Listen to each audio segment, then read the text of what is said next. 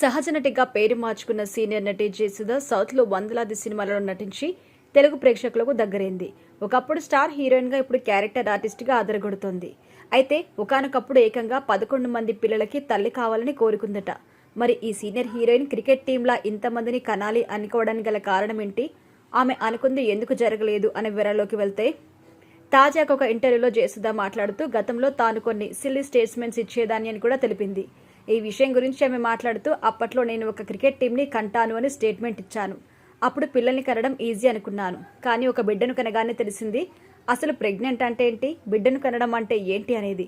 11 మంది క్రికెట్ టీంని కనడమా?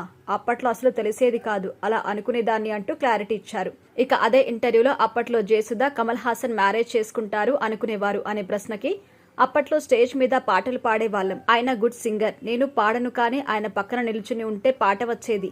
మేం బాలచందర్ గారి సినిమాలు చేసేటప్పుడు ఏమనిపించేది అంటే, అప్పట్లో పెద్ద పెద్ద ఏజ్ ఉన్న హీరోస్ ఉండేవారు. ఆ టైంలో కమల్ హాసన్ చిన్నగా, క్యూట్గా, హ్యాండ్సమ్గా ఉండేవారు.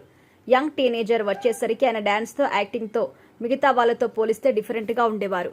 అదే టైంలో నేను కూడా హీరోయిన్గా రావడంతో పెద్ద పెద్ద కళ్ళతో ఉన్న ఈ అమ్మాయి ఎవరు అని ఆరా తీసేవారు.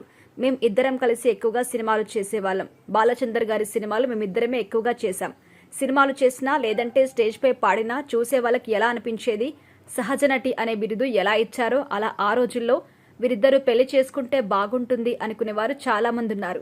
అలాగే ఈ సందర్భంగా జయసుధ తన పర్సనల్ లైఫ్ గురించి మాట్లాడుతూ, నా పర్సనల్ లైఫ్ గురించి ఎక్కువగా మాట్లాడను, ఎందుకంటే నా ఫ్యామిలీకి రెస్పెక్ట్ ఇవ్వాలి అనుకుంటాను. వాళ్ళు చాలా స్పెషల్ పర్సన్స్.